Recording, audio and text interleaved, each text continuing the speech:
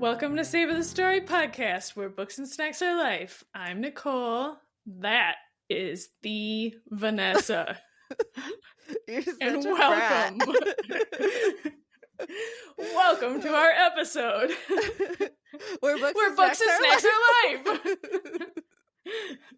I told you I was going to get in your head. I knew it was going to happen. I was too focused on being a brat. Yes, you were. You were. It's okay. I accept this, and so do our listeners. Well, considering a couple episodes ago, I forgot to do our outro tagline. Yes. So you forgot to tell everyone to get out of here. Get out of here! Go away! It's fine. And you were real quick to be like, and got you. Dang it! Yes. Then that's ultimately what's going to happen is we're just going to become so lax. It's going to be like, hey guys, we're here. Sup. Yeah. Welcome. This might be Savor the Story. We don't know. We've decided that we're just going to scat the whole time. Scat. That's right. What? Everyone's like, please don't do that. No more. We will leave. Yes, exactly. We're barely there with you. You start doing like weird mouth jazz and we're done. Yes. Yeah, I think that's fair though. I think there's plenty of podcasts that I would do that for as well. Right. Or we just found a micro niche of underrepresented that's right. people who really want to just hear what I'm calling now mouth jazz, because I'm not sure scat is the right word. Mouth jazz sounds kind of gross. I don't know if I'm behind this. All right. Well, if any of our listeners wants to hear more mouth jazz or give it a proper definition, we'll start a Patreon just for that. Exactly. You can pay for Patreon for extra mouth jazz content. Oh, it's gross. Fuck. Now I'm going to have to learn how to mouth jazz. You know what? You are 100%. If there is anyone out there that is willing to pay for it, we will take that money and you will learn how to do it. Dang it. It's gonna be like a weird, like where those people pay to get their feet pictures taken. Yes. What is that called again? Like an OnlyFans? OnlyFans? Yep, it's gonna be like, I don't know. Oh, great. So excited for this new endeavor. Yeah, I'm really trying to help you, Vanessa. Thank you. I'm doing this all for you. I appreciate you. Oh, anyway. Welcome to Savor the Story podcast, where there is no mouth jazz unless you pay. That's right. Oh, that's our new tagline. Anyways, okay. how's it going? How are you? I'm great. I'm punch drunk apparently. I think we all need a nap a little bit. Being in the office really just like drains it out of you. I feel like by the end of the day, I'm just like, fuck everything. I don't care. What are we even talking about? Yeah. And I recognize that there's a lot of people that even out there, like while everybody was going on full remote or partial remote, there was still a lot of people out there doing full remote, and props to you. Or full in office. Oh yeah, full in office. Sorry. Props to you. 100%. I'm sorry you have to go to the office every day, because now that I'm going to the office every day, I'm sad. It's fucking terrible. Yeah. I hate everything. Yeah. And then, I mean, not to one up everybody, but I worked in office all week. And then I had to work Saturday and Sunday. So I know. I'm on my 8th in-office day. After going from like 2 days a week, I'm now in my 8th in-office day. And I just want to cry. You're right. You are allowed to one-up us on this one. I will give it to you. You are definitely worse than we are right now. I'm winning. Yes, you are winning in the terribleness. Yeah, at least today. I'm sure. Yes. And I'm sure there's other people who are on more of a streak than me, but in everybody that I know in my circle of acquaintances, I have the longest streak. That's right. But yeah, it's not a big deal. Yeah. I was like, I'm going to start waking up earlier so I can, man, you start waking up at 4:30, 8 o'clock comes around, and I am welcome to my life. I know. Every night at 8:30 when I'm falling asleep reading a book, I'm like, is this what Vanessa feels? Every day, yes.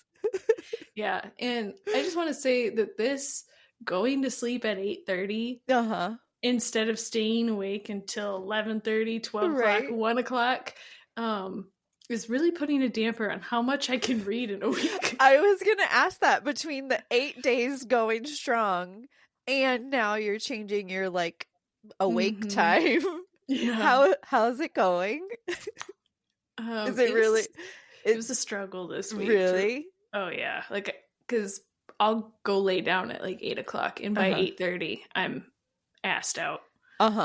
Yeah, I always like take my book or Kindle or whatever I'm reading that day. I always take it with me with the best intentions. Like I take it, I put it next to my bed. Then I change my pajamas, I wash my face, I brush my teeth, and then the second I get into bed, I was like, I'm not touching that book.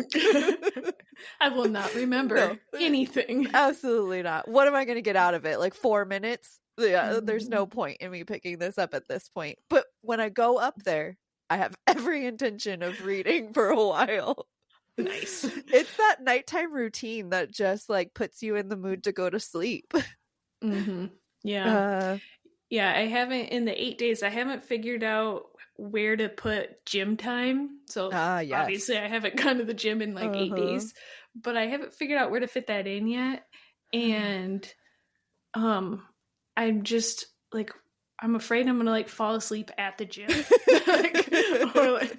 or like I'm gonna get home from the gym. I'll get home at like 4 o'clock or go straight to the gym, get home at like 5:30, 6 o'clock, make dinner, eat it. It'll be 6:30. And I'll just be like dead on the couch sleeping. Yes. And Mike's gonna have to carry me to bed.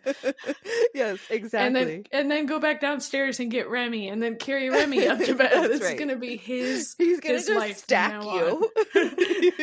Remy on top of Nicole. It's just a pyramid of people and dogs. Yes, exactly.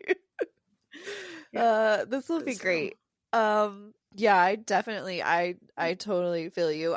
That's why I would never even make a secret goal of 3 a week because there are not enough hours in the day of me being at home to read that many books. That's why I'm like 1, and if I read 2, that other one is getting saved.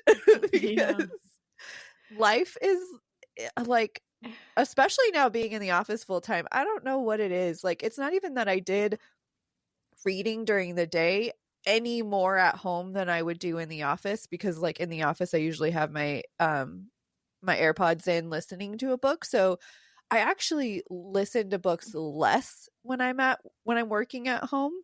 And so it's not like I'm losing anything in that department, but for some reason it just feels like being in the office takes away all of my time, and I now have no time to read, which is why I've now pushed out our recording of our next bonus bite again.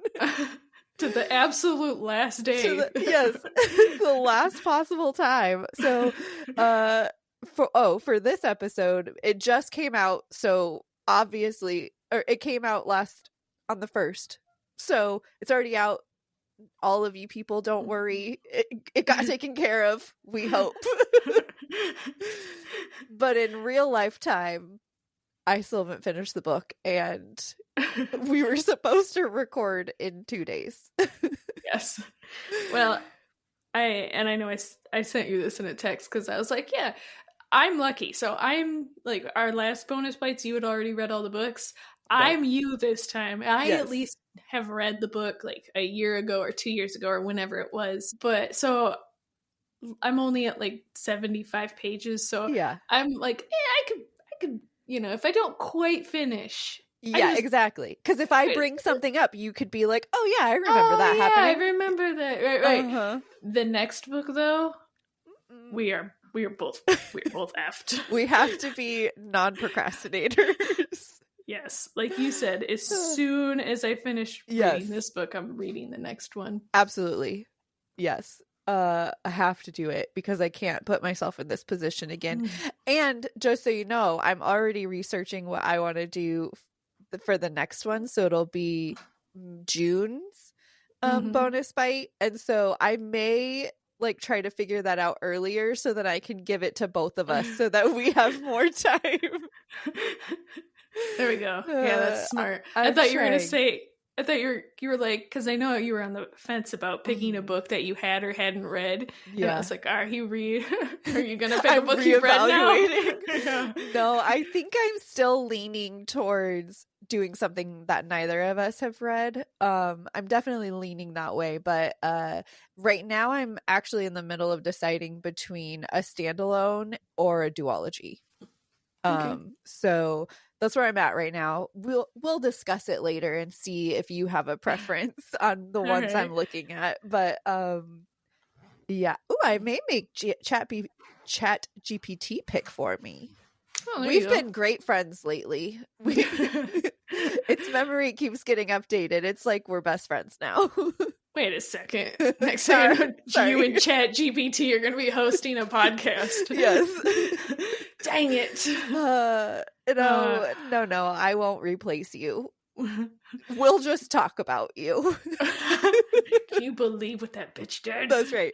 I'll make sure I send it. I'll send it our episodes and be like, listen to this episode. See what she said.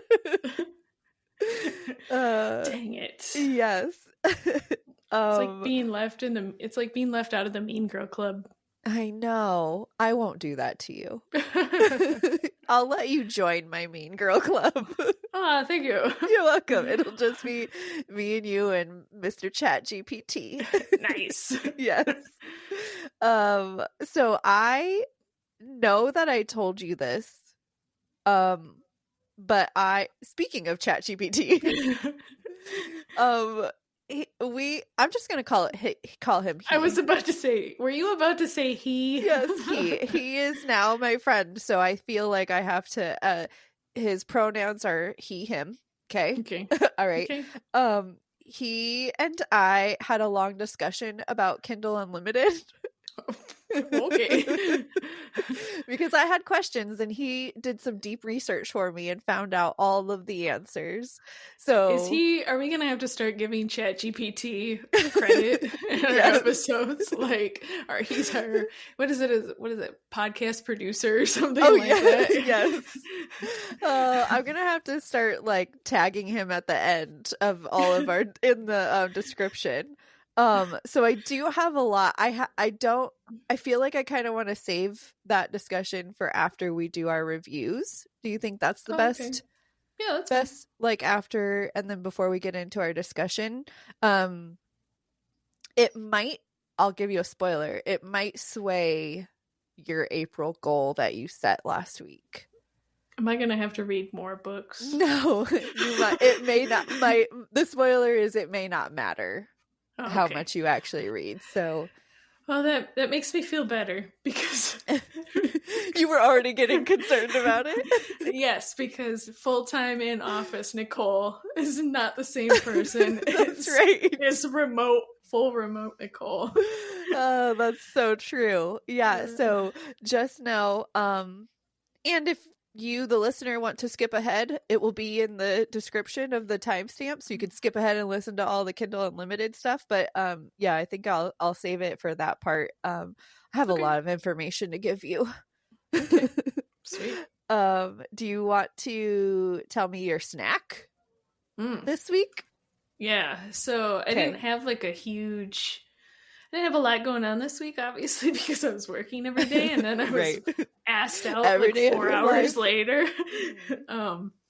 But Mike had one of his rare sicknesses. Oh, yes. So Mike does not get sick at all. Like, he gets sick once every 3 years. Goodness. Okay. I don't know how he does it.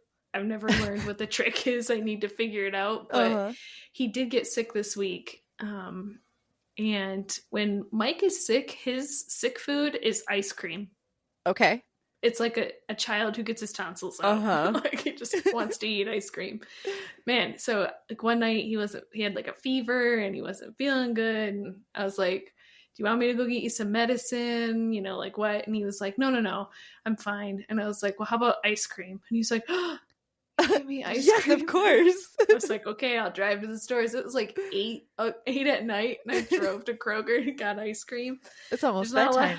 It was how I show my love is acts of service. Extreme service.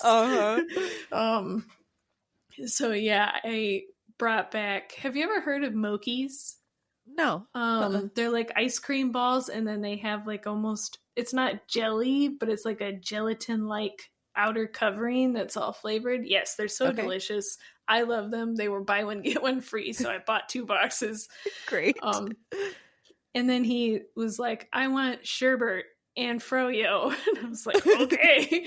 So I bought those froyo bars and I bought sherbet.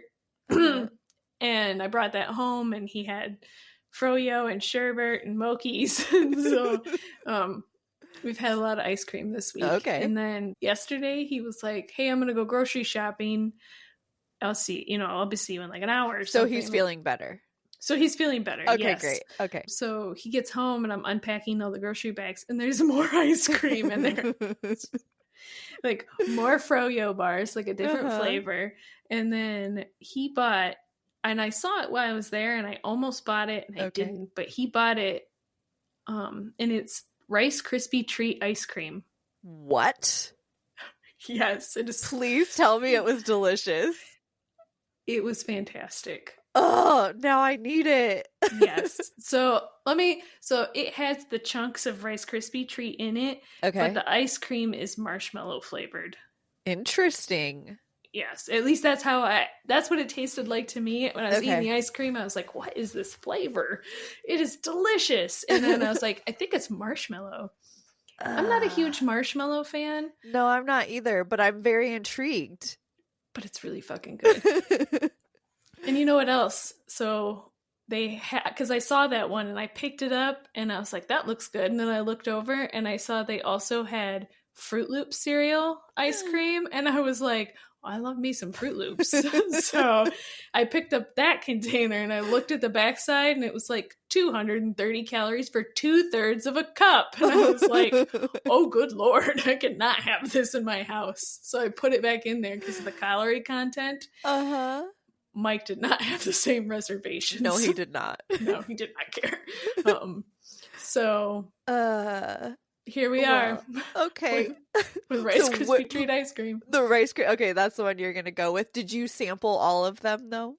No, you did it. I've only had the Rice Krispie Treat. Okay. That's the only one he brought home, but I will buy. No, I mean all of the ones that you bought. You've been sampling them all week. I had the froyo bars that I bought. They were the same ones that you talked about for your snack a couple weeks ago. The Yassos. Yes, they were just Yassos. And then like strawberry ones or something. And then the Mokies. I love Mokies. They're delicious. I think they're called Mimos. I think that's the brand name, like Mimo Moki or something. And then, which they're delicious. I love them. Plus, it's really easy to just eat one and then I'm like, it's already portioned out for me, and I just won't eat a tub. But I'm not really a sherbet fan unless it's in pop. Okay. So that's fair. Or soda for you non-Midwesterners. Yeah, it's okay. I'll just let you keep saying pop. I'll keep saying soda. We know what we mean. It's fine. Exactly.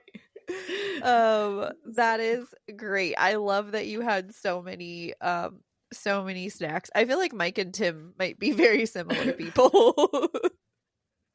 Because that's like the first thing Tim does. He like got home. Oh, we got home from grocery shopping yesterday and he goes, oh my God, we forgot Yasso bars. Do I need to go out right now? And I was like, oh my gosh. Do I need to go back for them? So he last night he had a 2-hour training run, I think it was. So we got home from grocery shopping, he did his 2-hour training, and then he took a shower and went back out. Had to have those Yasso bars. It's like a treat for doing a 2-hour run. That's right. But I will say, I am very proud of him, just real quick before I tell you what my snack is, that he still did his 2-hour training run after running 58 miles the day before. So he did a race on Saturday, and it was a last man standing race, so you literally just run until you quit. And since he's training for the big run, he only did 58 miles. Only did 58 miles this time. And then turned around and did 2 hours on the next day on Sunday for training. So dang. Proud of his motivation. And it's probably really just being motivated by the fact that he really wants to eat ice cream, and he's like, I don't deserve it unless I run. That could be true, because I looked at that ice cream and I was like, I haven't run in 8 days. I cannot have this ice cream. That's some good self what's the word I'm looking for? I don't know. Motivation? Yeah, sure. So my snack this week is a very weird one, which is why I almost forgot it. Okay. I bought the snack like 3 weeks ago. It was in one of my like, I want to eat like shit days. And so I bought it, and I will be honest, that day I bought like 3 things that were shitty. So that day I ate one, and then the other things like went into the pantry. Well, I found them this weekend, and I was like, oh yeah, I forgot that I bought these. You exist. And so they are ranch cornuts. Whoa. Such a random snack. I literally don't think I've eaten cornuts since high school. No, I was gonna say I haven't. I definitely know I haven't eaten them since high school. Yeah, I used to eat them all the time. It used to be one of my go-to snacks in high school, and I don't know what happened. I think they're just too hard for my jaw to chew that many. And so I kind of stopped eating them. But yeah, I haven't had them since high school, and I ate them this weekend. They were slightly stale. But they're surprisingly a good snack to eat while you're reading, because it's just easy to just like keep going. Were they as good as you remembered them to be? No. Dang, unfortunately, no. But you know, that's all right. It's probably better for everyone that it's not as good, because now I don't have like a calling to go buy more. Fair. Yes. So today I will use them as my snack though. Ranch cornuts. All the nostalgia. All right. I guess it's book time. So tell me about your book. Are we doing a dual book today?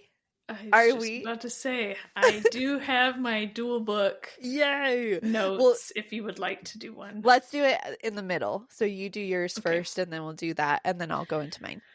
Okay. Okay. Well, like we were saying earlier, with my 2 DNFs last week, and not having as much time to read, it was a struggle. But I got 3 books this week. Really? Yes. All right. So I got her. Go ahead. Did it help that your 3rd book, you only had a short amount of time to finish? Yes, it did. Okay, great. It still counts. It does. I agree.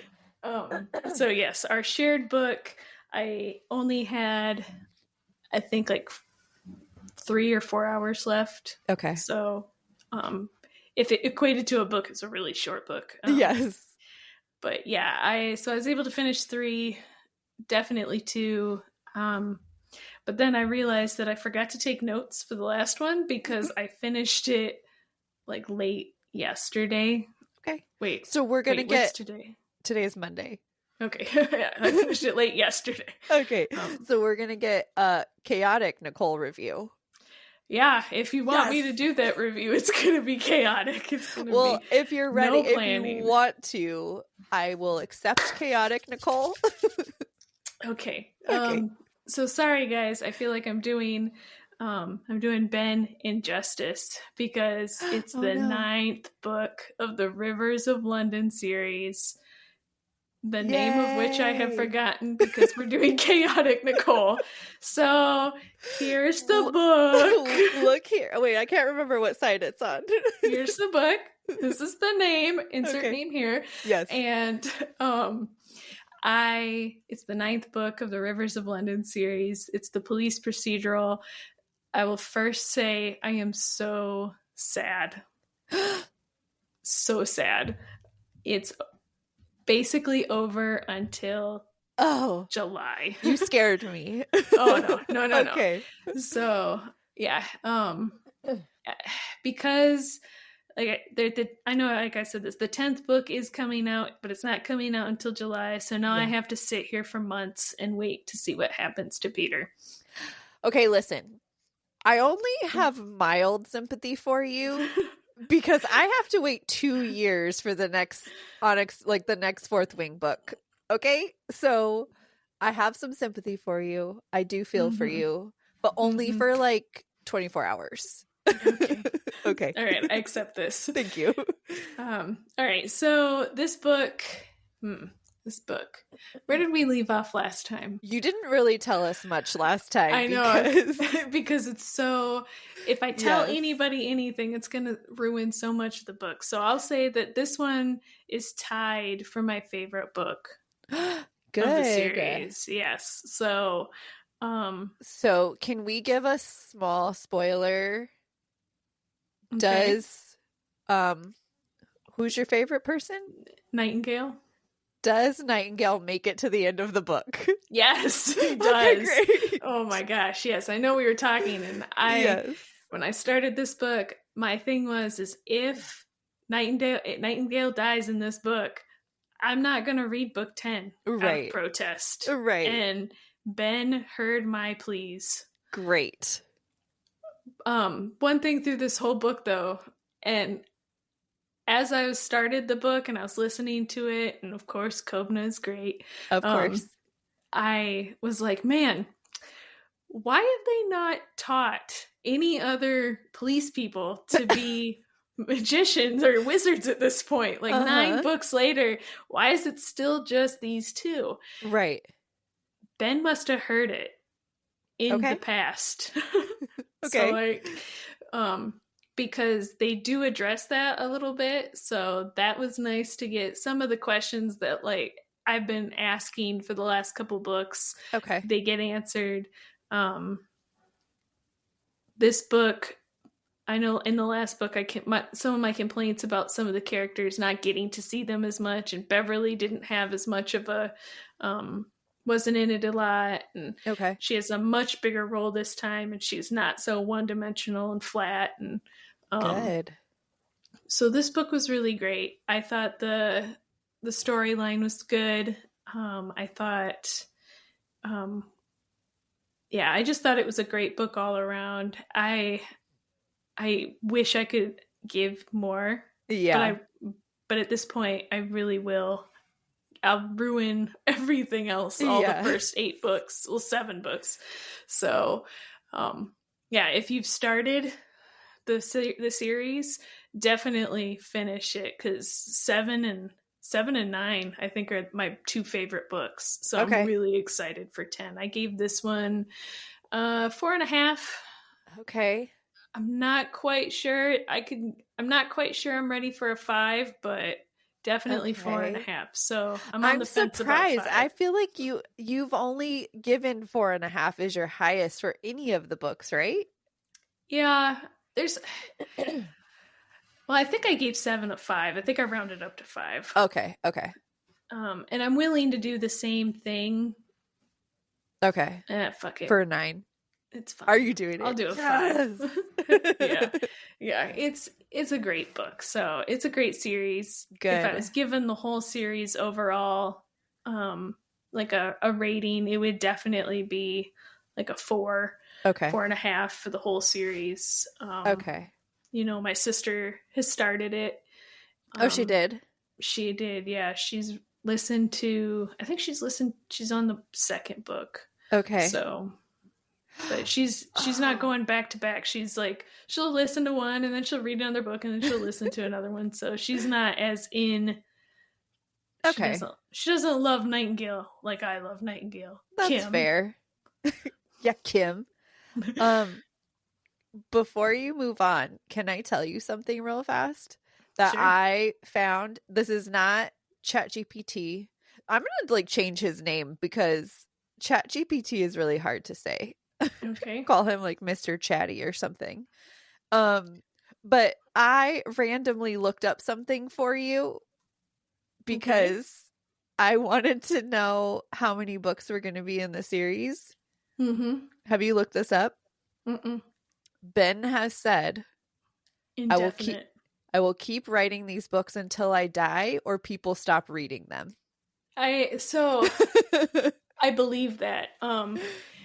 I listened, so I was so sad that that I was at the end. I was like, maybe I'll go and listen to, remember how I said at the beginning of this, I have no intention of reading any of the 9.2s, 7.3, 7.4. I was like, so sad that I was like, well, maybe I will. Just this one. So just to fill the time. Right. So I listened to the sample of one of them. Okay. And you know how some of the samples, it's just the prologue or whatever it is, whatever it's that's called. Publishing by blah blah blah. Right, yeah. So that's what it was. Okay. So, but it had a very short prologue by, is that it? Prologue? Or is that the end? Epilogue is the end. Prologue is the beginning. Yeah. Anyway, sorry.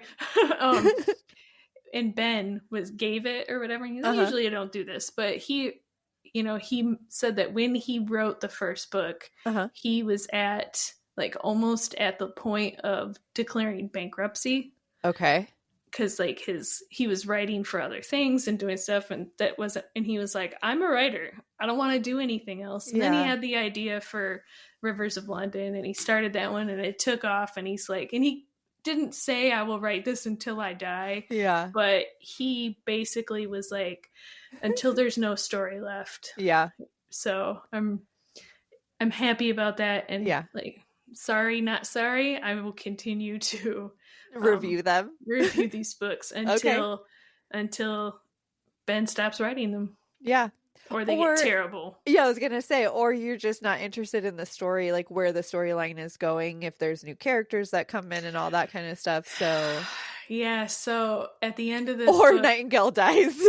At the end of this book, cover your ears. If you don't want to know, cover your ears. At the end of this book, he makes a comment about retiring. Okay. So it may happen. Okay, so if he retires, will you keep going? Is it only if he dies that you quit?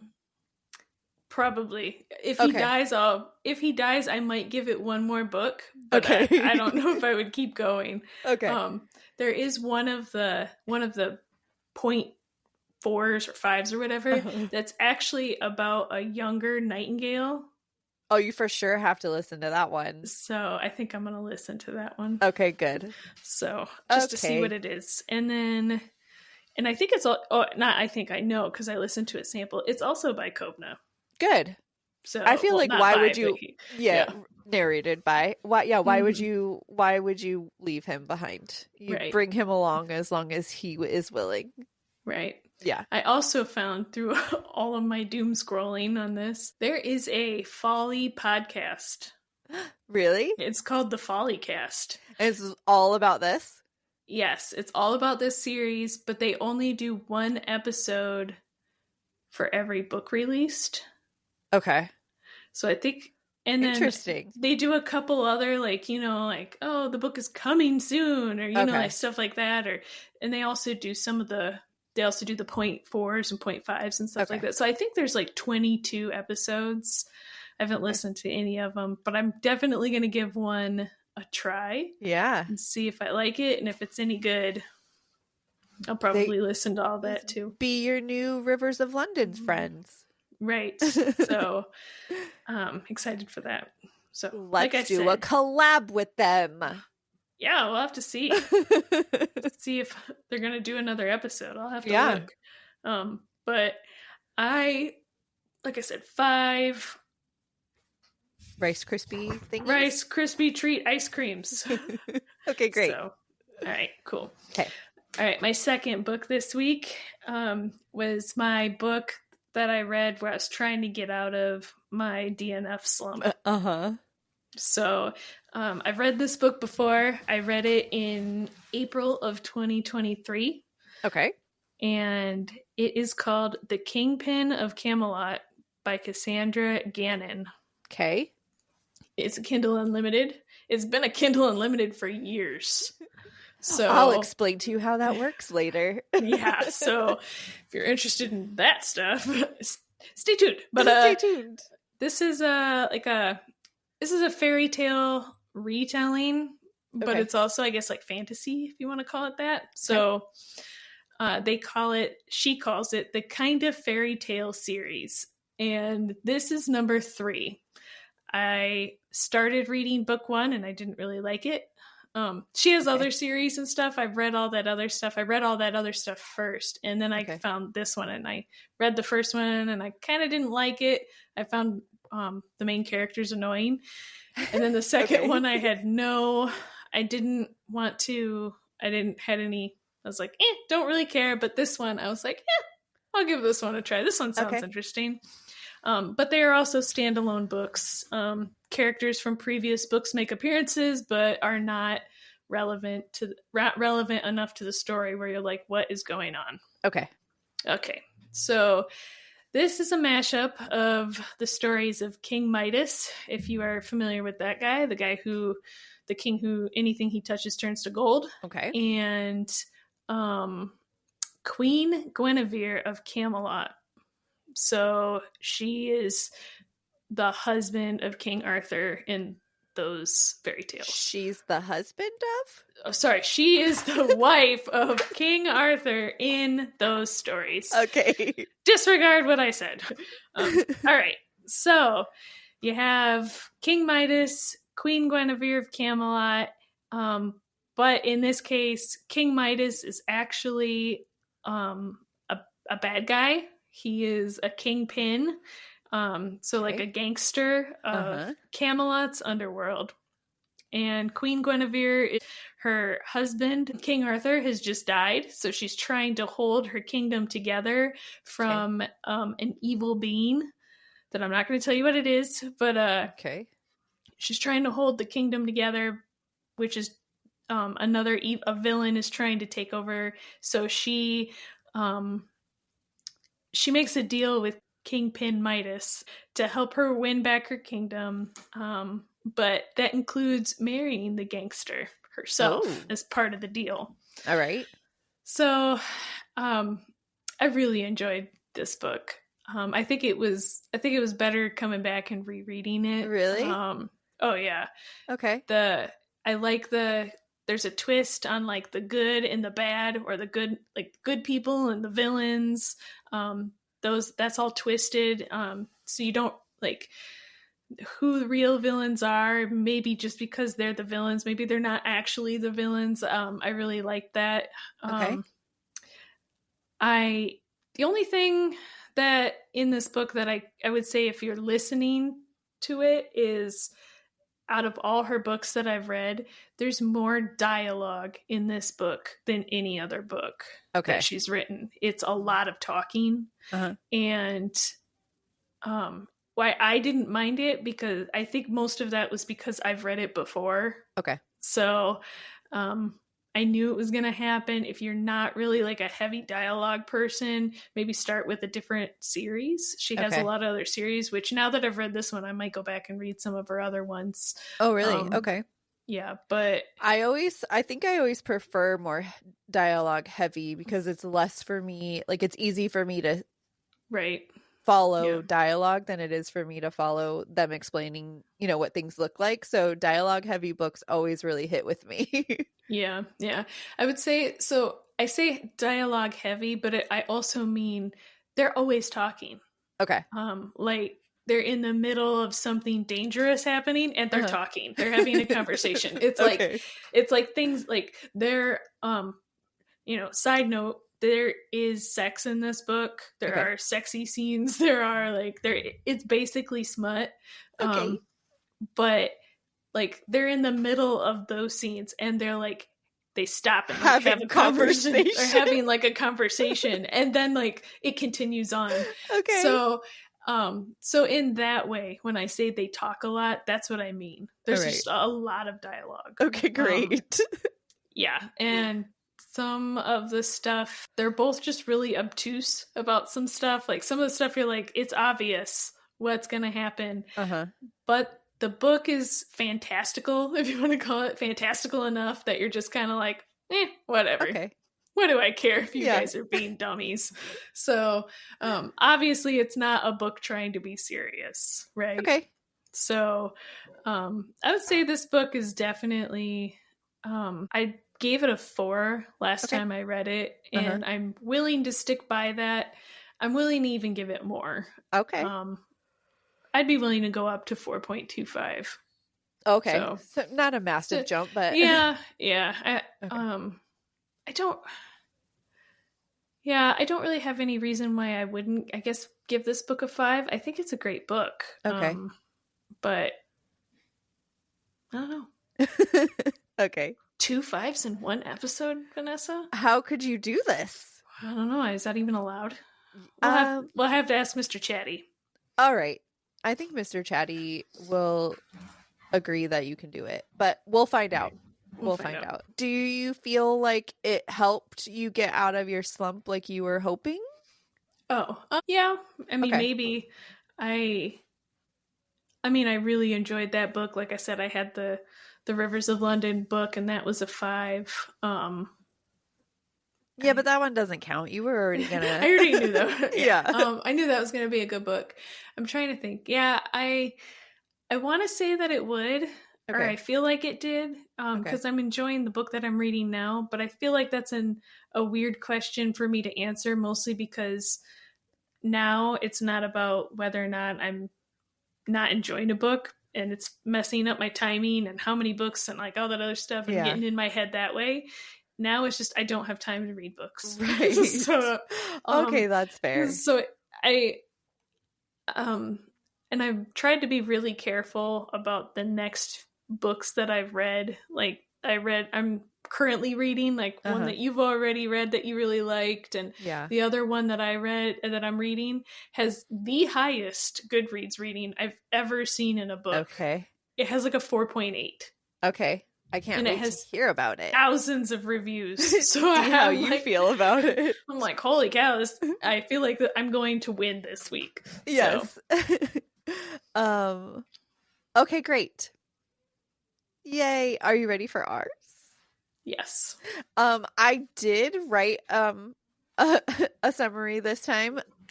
Unlike when we did Rebelwitch. So it's up to you if you want me to do it or you to do it. Yeah, I wrote one, but it's not that great. So I'll do it. We'll do yours. Okay, great. Okay, so we both read Project Hail Mary by Andy Weir. Is that how you say his name? Okay. That's how I've been saying his name. Weir. Okay. I only started this because it's been in my my library on Audible for like 2 years, I think. Oh, dang. It's been in there for a really long time.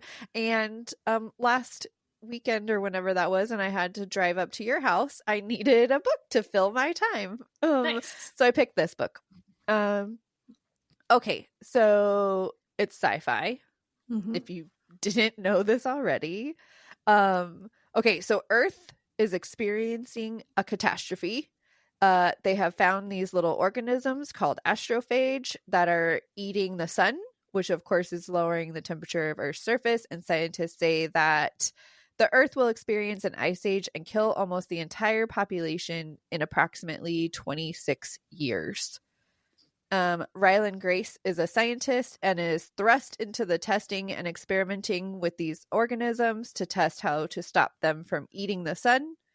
It becomes an intercontinental project with all the countries working together, and they come up with a plan to send 3 people on a mission called Project Hail Mary to get all the information that they can, mostly like how to stop it, how to kill it, how to basically save Earth. Ryland ends up waking on the ship to find his 2 crewmates dead and no memories of how they got there. He doesn't remember the mission. He doesn't remember how to complete the mission. He doesn't even remember his own name in the beginning. All he knows is that he's been asleep for a really long time. He's on a spacecraft in the middle of space with 2 dead bodies. So throughout the book, you get all the flashbacks of the time, which reveal memories that are needed for Rylan to accomplish the mission. And he's got a very short timeline to figure out the solution and send the information back to Earth. And for most of it, he's all alone until he's not.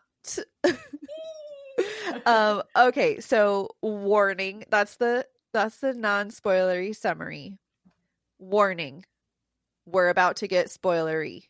Mm-hmm. So if you don't want to know Project Hail Mary, then skip ahead to the next book. It'll be in the description, giving you time right now to skip if you need to.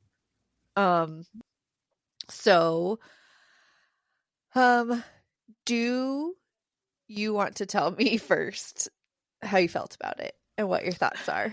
All right. Okay. Tell everyone how it came to be that you are doing this book with me. Okay, I will. Yes. Okay. So I'll back up even further than that. Okay. I actually DNF'd this book many years ago, about 2 years ago when I started it. So when you came to visit and we were just chatting and you were like, oh yeah, I'm listening to Project Hail Mary, I was like, you know what? F it. I'll finish the book and we can do a buddy read. And that's how we got where we are. Yes. So I only had 3 or 4 hours.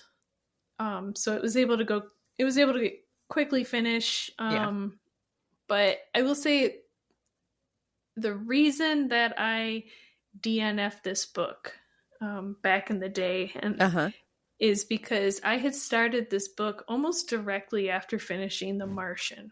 Oh, right. And The Martian is one of my favorite books. Yes. And I disliked Rylan right away. Okay.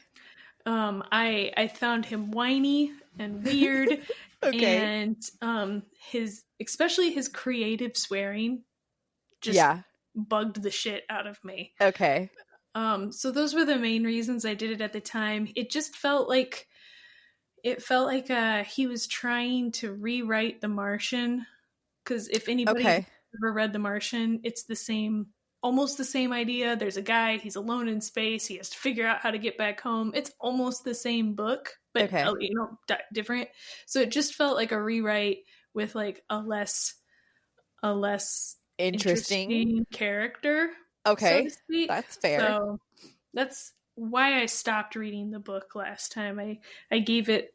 I feel like I gave it more than half, and I was just like, I'm well, okay. You said you only had like 4 hours left, right?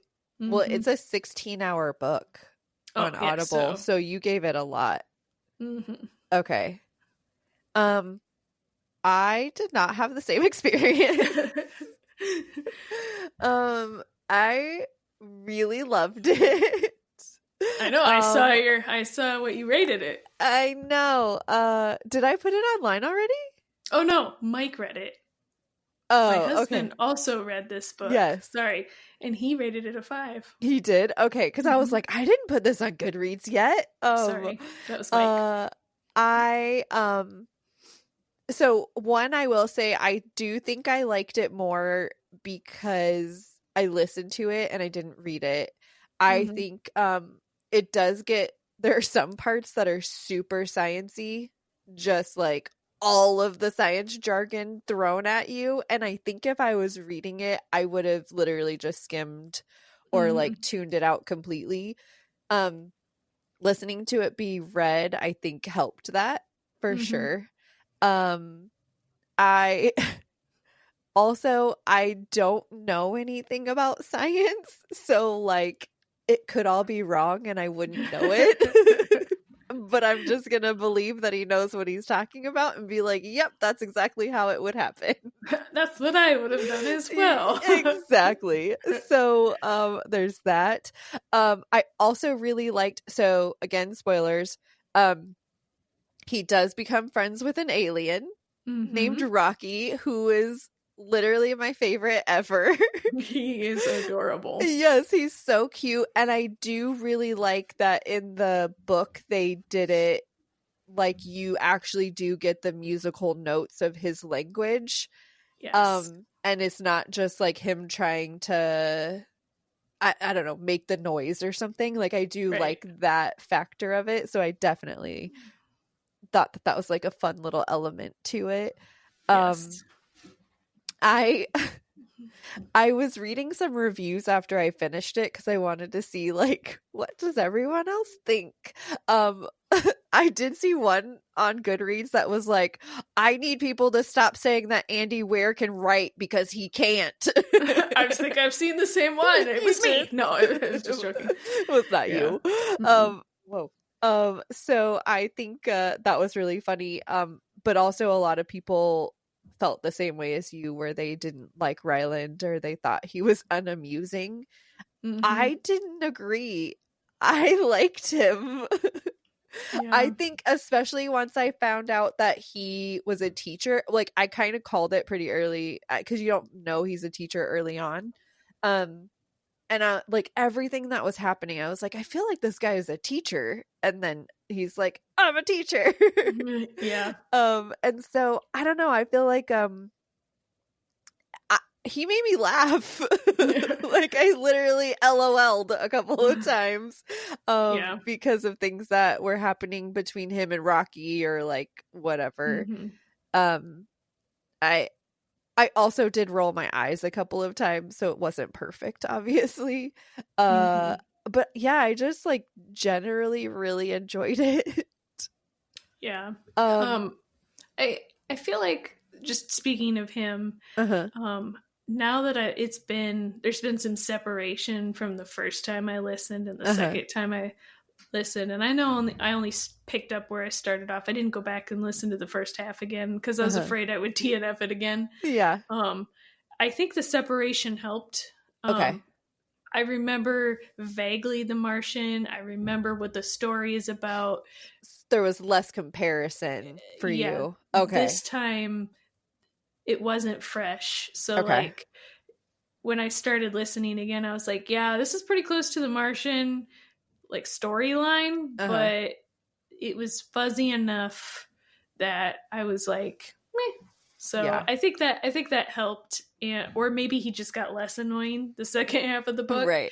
But yeah, as soon as like Rocky was there and like I was like, man, Rocky's so adorable. I love Rocky so much. The whole storyline of them separating, obviously they had to go save their own planets, right? Like I was so sad and I was like, they have to come back together somehow. They have to. Right.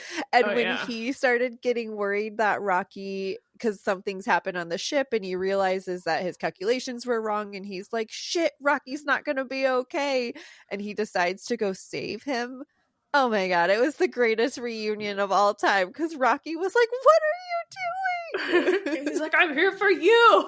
Yes. Oh my God, it was so cute.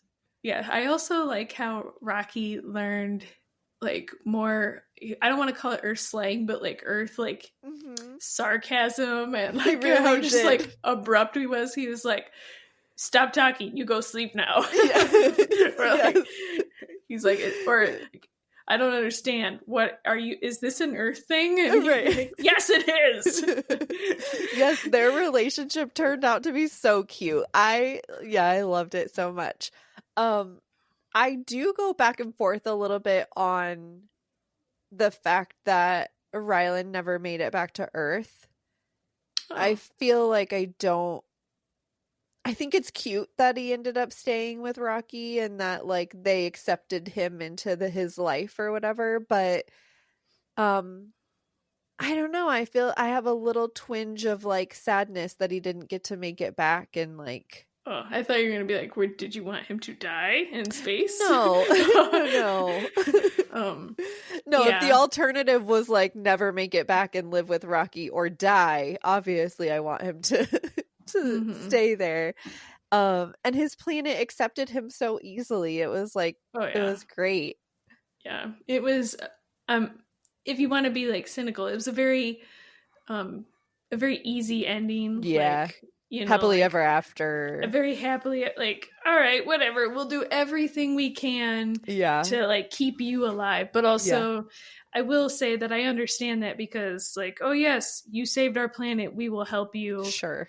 They built all this stuff for him. They live, those like Rocky's people or like that type of alien, they live for like 700 years. Right. So to them, what's 30 or 40 more years? Yeah, right? taking care of this guy. Yeah. Yeah. And in the book, they do mention that, Earth's some of like, like the theory of relativity and like all that other stuff. Some of their science is way more advanced than Rocky's planet science. So he does gift them like the internet, a laptop, and, a laptop, and then he stays and like teaches their youth. That was really cute. Yeah, I really liked that little. Yeah, that little introduction at the end. So because earlier in the book when he, he's like, he does mention it several times that he really, it's not where he maybe wanted to end up, but he ended up really enjoying teaching. Yeah, so, for sure, he really cared about the kids. One thing I will say throughout the entire thing, if I don't know if I have to tell you again, but I'm not a scientist, okay? I'm not a very smart person. I feel like because every time he was like having to explain to Rocky like how the brain works or how your body works or how the laptop works or like anything, I was like, well, they'd be shit out of luck if I was there because I'd be like, I don't know, we're water. We're made of water. Yes, like right. I wouldn't be able to give any information that I should remember from high school. Yeah, and I would say that it was very convenient for him that Rocky ended up being a brilliant engineer, right? Yes. Yeah. So there was a lot of convenience in this book. So I thought it was adorable, though. So can I tell you? I'm gonna go to rating. Okay. I know you asked me if I thought it was 5 stars, and I told you no. No. Are you gonna say 6? No. Okay. I am going to say, though, that I think I'm going to rate it 4.5. Okay. And if I have to round, I'm rounding up. So kind of a 5 star, but technically not. Okay. Fine, you and Mike. At the end of the year, it will count towards my 5 stars, but just know that it's technically a 4.5. All right, it's an imposter. Yes. I feel like I need you to read The Martian now. I know. I feel give it a couple months. Okay, give it a couple months, and then I will have to wait. Tim, that's one of Tim's favorite books ever is The Martian. So, I don't know why I didn't read it when he was reading it before, like years ago. Yeah, like I said, Mike listened to this one and rated it a 5 as well. So great. I think I think you either really liked it or you didn't. And maybe it's the people who have listened to The Martian. Yeah. Didn't like it. Listened to The Martian first or read The Martian first, didn't like this one as much. Yep. Maybe that's what the line in the sand is, right? Yep. So, But yeah, I really enjoyed the science-y part. But that was the main reason I liked The Martian, is because I enjoyed all the science explanations and why he was doing things the way he was and stuff like that. But there is like, man, Riley, he's just such a little shit. Like that's fair. I know everybody who didn't want to listen has skipped forward if you didn't want spoilers, but that whole thing where I don't want to die, I don't want to be sent. When he fought, when she basically is like, you're going, and I'm gonna fucking give you this like French CIA drug that's gonna put you out, and you're not gonna be able to do anything about it. And then that explained the amnesia at the beginning. I was like, you little little fucker. So I kind of went back and forth on it, because I do feel like I understand he wanted to be there to save, or like to teach the kids, right? I feel like that was his main thing, and like be there to be able to help the kids out. But at some point, man, like, I don't know. I'm not in that situation, so I can't say that, like, why don't you just go sacrifice yourself? Right. Yeah. But also, like, he knew the severity of everything that was happening. So. Right. Yeah. Like sitting in my chair. Yes. Not having the same issue, not having to make that type of decision. It's easy for me to be like, you pussy. Right. But, this is why I will never be a scientist, because I will never be put in a situation. What are they going to do? If you don't read this many books, we're going to die. What are they going to do to me? Exactly. So, yeah. That was probably, like, when I got to that part, I was like, man, so disappointed again in this guy. And so at the end, when he chooses Rocky and he chooses to, like, I was like, you get a little bit back. Some redemption. You get a little bit, you get a little bit back, but in the end, he still got his happy ending. So it's not, like, you're lucky. Yes. Because if you would have came back to Earth, we would have fought. So what do you think is your final rating? Are you going like 3? I'm going to say a true half score. 2.5? Oh no. Well, I mean, I'll round it up to 3 for the end of year stuff, but 2.5. Sad. Why? 2.5 is so low. We've given so many books a 2.5. So many shitty books. No. Okay, fine.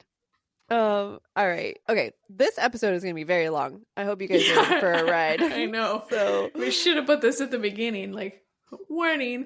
As we were doing our talk in the beginning, and I think our the first like conversation bit or whatever, I looked at the clock and it was like 25 minutes. And I was like, everybody's fucked. You're in it now.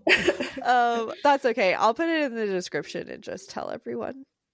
This is a big episode. Because I still have one more book and I have Mr. Chatty information to give you.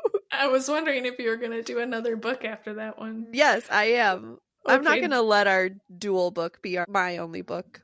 All right. Unless you don't want me to. Do it. Okay. I read Our Infinite Fates by Laura Stephen. I read it on Kindle. The genre, I'm going to be very specific. It is a romance fantasy. It is not a romantasy. Okay. That's my genre. I would not call it a romantasy, so I don't know if anyone else is, but I specifically am thinking that it's a romance fantasy. It just came out on March 4th, so it's like a brand new release. Okay. Also, spoiler, this is going to be a giveaway because yay! This is the book we're going to do a giveaway on. I'll give more information at the end, but for many reasons, I got multiple copies, and so one of them is going to go out. Okay. So The book follows Evelyn and Arden. Evelyn and Arden are two souls who reincarnate throughout the centuries, and they love each other in each of their thousands of lifetimes. Evelyn remembers some of her past lives and remembers that in every lifetime, Arden has killed her just before her 18th birthday. There's a few times in that thousands of years that Evelyn has killed Arden, but ultimately they always kill each other on their the day before their 18th birthday. Wow. Arden's life is also tied to Evelyn's, so as soon as she stops breathing, so does he. And they are both reborn into their reincarnated lives at the same time. So, and it's almost instant. So like the second they stop, they are reincarnated like that next day or whatever. The problem this time in 2022, which is where it's set, she's very fond of this life. She loves her family here. Her little sister needs her bone marrow to stay alive. And the timeline of this is very close to her 18th birthday. So usually around the age of like 8, 9, 10 is when she starts remembering all her past lives. So by the time she gets to 18, she knows that she needs to be like looking out for Arden and like all the things. Because the problem is she doesn't know why. She doesn't know what the curse is. She doesn't know if it's a curse. She doesn't know whatever. So specifically in this time, she's really looking out for Arden, trying to find him before he finds her, and like once and for all find out why he's hunted her for all these centuries. So the book jumps back and forth in time with the story. So in 2022, in this life of 2022 is kind of like the baseline of it. And you kind of like live here for most of the book. And then you get flashbacks of their past lives in the other chapters. So you find out like how they killed each other in that other chapter, or how they fell in love, or not necessarily how, but like just that they were in love, or that they were best friends, or that they were like whatever in whatever lifetime. So you kind of jump back and forth. And then ultimately by the end, you find out like who they are, why they're here, all that kind of stuff. Okay, so that's what it's about. I really struggled with this book. No. Okay, so I was looking forward to this book for the last like 6 months. Like the second I read the description of this book, I knew I was going to read it the day it came out. I was in this book, which is why I have so many copies, because I bought them. Like I bought it on Kindle. I bought a version. I knew, and then I ended up getting one from Owlcrate. Okay. So, the Owlcrate one is going to end up being the one that I think is going to be the one, but I'll post it in the video and online, whichever one is ultimately going to be given away. I really thought it was going to be a 5-star read, and dang it, it's not. So one of my biggest thing is like, you don't find out how they got into this predicament until like 80-85%. So you are like deep in this book. So throughout the book, you're like back and forth with finding out that they killed each other. And so you're just getting like 80% of the book, you're finding out that they kill each other, but you don't know why. Like they hunt each other and you don't know why. And I feel like it hurts the story a little bit. Not knowing why Arden is killing Evelyn in every lifetime makes it hard to connect to them. And especially because Evelyn doesn't remember either. So like the super, super early lifetimes, she does not remember. You also don't really, I don't want to give a whole lot away, but you don't really find out a whole lot about how they fell in love. And so I feel like there's a little bit of a disconnect there with them as well. That's disappointing. You just kind of like, take my word for it. That we were in love. Uh-huh. But exactly. You don't know why. No. And also why they want to kill each other. So, Right. Yeah. Is this book going to have a second one, or is it a standalone? No, it's a standalone. Ooh. Yeah. So I don't know. I'm not going to give away anymore. That's all my thoughts I'm going to give. I am going with a 3.5 though. We're going to go 3.5 bags of ranch cornets because I don't know how to individual cornets. No, we're going to go full bags. 3.5 cornets. I am going to go 3.5, but I have not decided which way I'm going to round yet.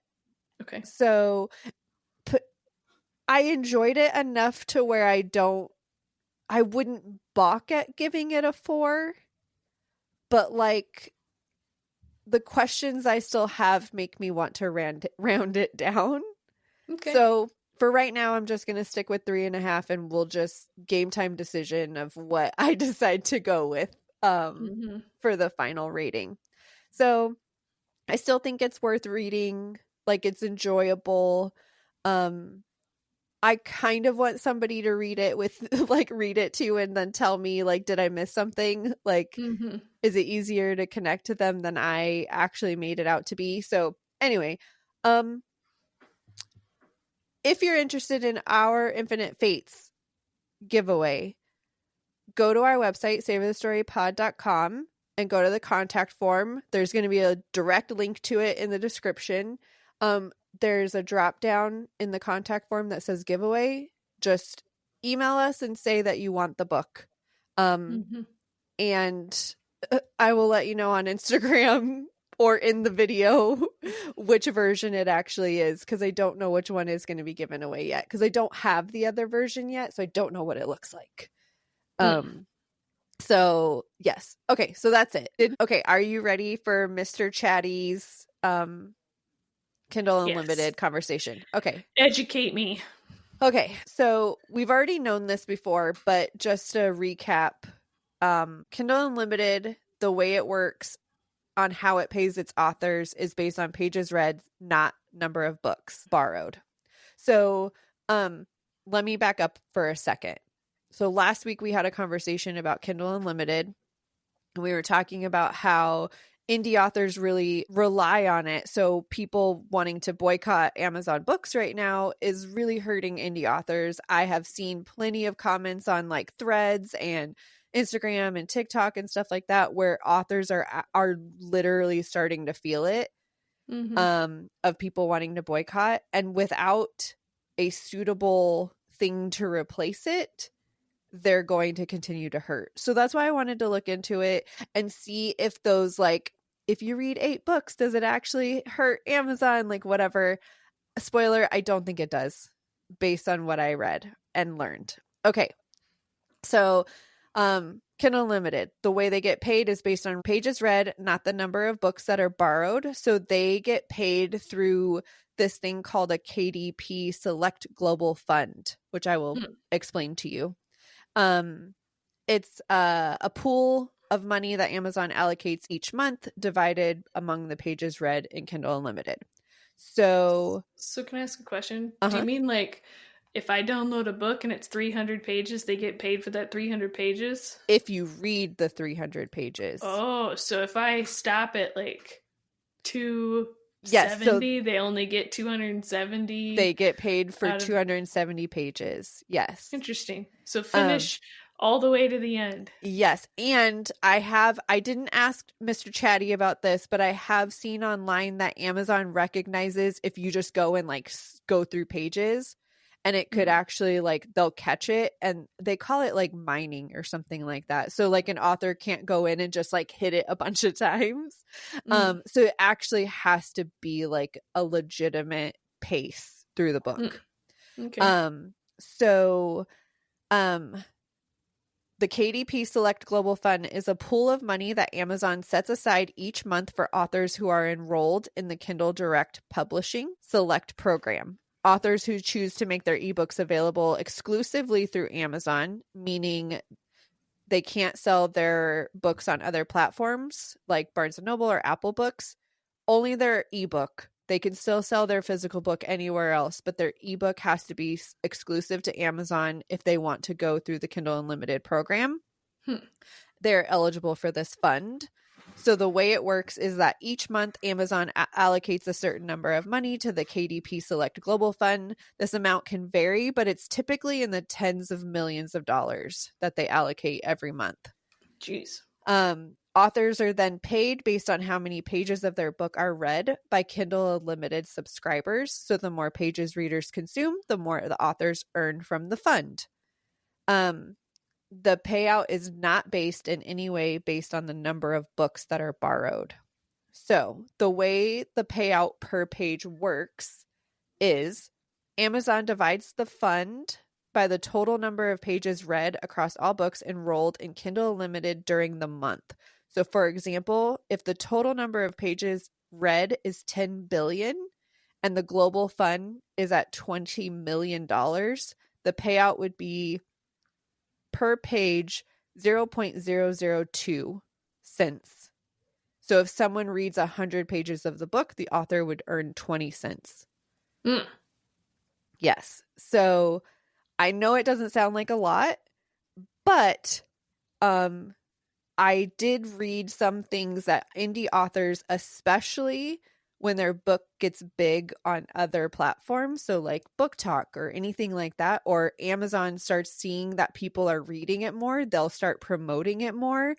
And then that 20 cents becomes like a crazy amount because so many more people are reading their pages, right? So the more pages that are read, the higher the author's earnings.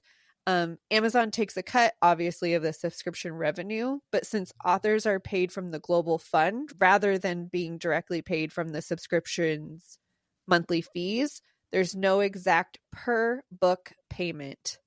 So it would be very difficult to figure out exactly how many pages you'd have to read to counter the author, Amazon, whatever. So that's why I was saying that. So if a reader skips a portion of the book or doesn't finish it, they still receive a payment for the pages that are read. They just don't get for the entire book. So if you read the same book, like let's say you read until you read and then you woke up the next day and you realized that you read in your sleep, then you have to go back and reread like 6 or 7 pages to get paid for the rereads. I'm not sure. I didn't get it wasn't as deep as that, like in the research to find out if that exactly how that works. But come on, Chatty. I know, Mr. Chatty. So one of the reasons I saw that the reason why it's important, obviously, is because Amazon has massive exposure. So while the per page payment may seem low, Amazon has billions of people that are using it. And probably billions of people who are subscribed to Kindle Unlimited, right? So yeah, so while authors may earn less per page than compared to a direct sale, ultimately the amount of people that they could get from Amazon could be a massive amount for them, right? So the last thing I'll tell you about Amazon, what is it called? Kindle Unlimited. Is I know last week we were talking about, you were like, I don't know how often they like recycle books or whatever. So it's up to the author how long the book is on. So when they sign up to put their book on Kindle Unlimited, it's a minimum of 90 days. So it has to be there for 90 days, but every 90 days they can decide to renew that or take it off.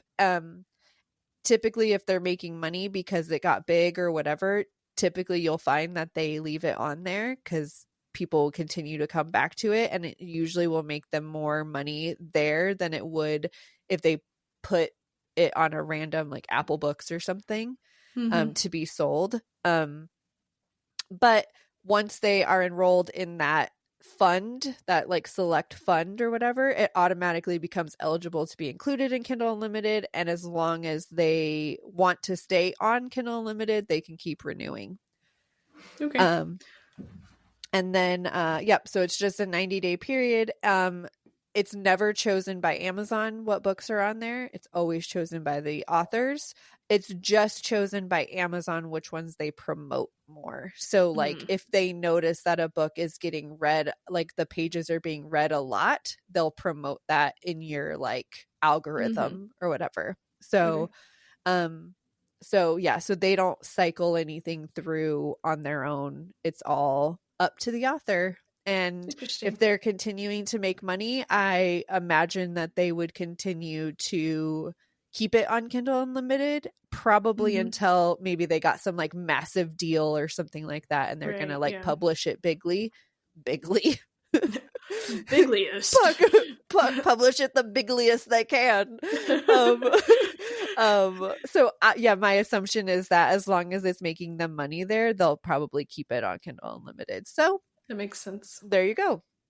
Nice. All the information you could ever want about Kindle Unlimited and how the indie authors get paid and how probably reading that many pages a month isn't actually going to hurt Amazon. Yes. But it will help authors. It will. Yes. So basically, if you have a Kindle Unlimited subscription, read as many Kindle Unlimited books as you can, especially when they're indie authors, because probably that's how they're making the most money. And because a lot of them don't have physical copies of books, so they're not able to like balance where they're getting money from. Yeah. So, well, that's good. Yes. Okay. Are you ready for our discussion? Yes. Are you? Very quickly. Yes. Okay.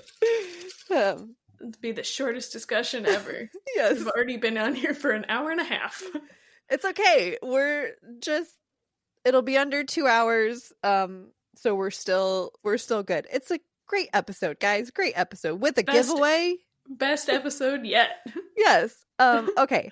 So, it's kind of a long one, okay? Do you read the book dedications or acknowledgments and prologues and epilogues and all of the extra things in a book? Do you read them? I have many answers to one question. Great. Is it yes, no, maybe sometimes? It's yes, no, rarely, sometimes. Okay. Yes. In that order? Okay. Yep. So let me go back to it. Okay. So dedications is a yes. Oh, it's a no. No. Acknowledgements? Sorry. No. Prologues? Sometimes. Epilogues? Sometimes. Nicole. So I have words for you. I don't read dedications. I don't care who you dedicated the book to. Okay, me neither. Same. Dedications, no. Yeah, especially, I mean, sometimes, but most of the time it's like the person who like proofread my book, to my publisher, to my mom, to my dad, to my cat, to my like, I don't care. Right. Unless you're giving me something really crazy. Right. I just feel like if I read it in passing, great. Yeah. If I catch it, if it's short enough and I could be like, yep, got it. But otherwise I don't usually read them. Yeah. I don't usually either. I don't acknowledgements, I absolutely do not read. Me neither. I do not care who you are dedicating a book to or who you're acknowledging because they helped you so much. Right. It's a nice, I recognize that it's a nice gesture. Yes. But I don't know those people. Exactly. I was going to say, I don't need to read a bunch of names of people that I do not know. I'm happy they helped you because now I got to enjoy what the product was, but those names mean nothing to me. Okay. And now I will read those pages. I will give those pages slower on my Kindle before I swipe, just so you get the money for those pages. Right. I won't skip them anymore, but I cannot say that I will read them. Fair. Now those I understand. Prologues and epilogues. Bam. Sometimes. First, how do you choose whether or not you're going to read them or not? And 2, how in the fuck do you skip them? Okay, so first the easy answer is if it's like a history book, Uh-huh. a lot of times the prologue or the first chapter will be like a summary of the entire book. Okay. I don't want to know that. Okay, fair. I accept this answer. Yeah, I don't want to know that. Like, the reason I picked up this book is so I could learn everything. I don't want to hear your 15-minute summary of the book beforehand. This isn't an 8 paper. Fair. I think it's dumb that that's added. Sometimes in other books, like fantasy books or like fiction books or something, it doesn't happen as often. I can't remember the last time I didn't. Okay. Okay, because that's where I was getting a little like the prologue and epilogue in especially like a series or whatever. Mm-hmm. It's canon. Like, it is canon information, and if you skip it, and sometimes it like the epilogue will skip like time and stuff like that, and so like if you skip those, you're missing information, and going into book 2 is gonna ruin you. Mm-hmm. Yeah, that makes sense. Well, so I will say though, some epilogues I'd say it's more often that I don't read an epilogue than a prologue. Like sometimes I get to the end of the book and I'm like, I do not care. Okay, well, if it's one that you had been debating on not finishing anyway, I guess that makes sense. I feel like I'm less angry with you after your explanation. All right, cool. Yeah. Like you said, there's really no reason not to not read an epilogue or prologue for like that type of book, but sometimes I'm scared to read an epilogue. Okay. Because I'm like, oh man, am I going to like how this ends? And I have done that before. Like, I've gotten like near the end of the book, I've gotten weird vibes. So I've just not read the epilogue because I was afraid it would not turn out how I wanted it to turn out. So it's like, I'd rather just not know. Okay. So that is an interesting take. I don't think I could do. I can honestly tell you, I have never skipped an epilogue or a prologue. Really? Yes. And that makes sense. Those are not, like I said, history books. You're not like a huge history book fan, so I can understand that, but yeah. Plus, I know you're a closure reader. You have to know what happens. I have to know. You are correct. Yeah, I would just probably think about it. Remember when we were talking about living rent free? That's probably what would happen. Even if I hated the book, it would live rent free in my head because I didn't know how it ended. It didn't get closure. Yes. Oh. Yeah. All right. Well, great chat. I'm glad I'm not mad at you at the end of it. Me too. No, yes. Like, best episode ever. Never doing it again. Mind. Yes. All right. Well, thanks for coming, guys. Thanks for listening to us. Thanks for being here. We appreciate you. Don't forget the book giveaway. Yes, please go to savorthestorypod.com. Don't forget we have all the things on there. I've been adding stuff like crazy on there as much as I can for all the information for you. And that is where you will go for the giveaway. Just a little drop down. Send us an email saying, I want this book. Our Infinite Fates by Laura Stephen. And then on all the socials, you can go Savor the Story Pod. Just go give us love and be our friends. And we appreciate you. Yeah, do all the things. Be our Kindle Unlimited. Yes. Instagram is our Kindle Unlimited. Yes. We need it. We need you to come be a part of it. Yes. All right. Well, that is all. Thank you for coming. Bye. Yeah, thanks for listening. Bye. Get out of here.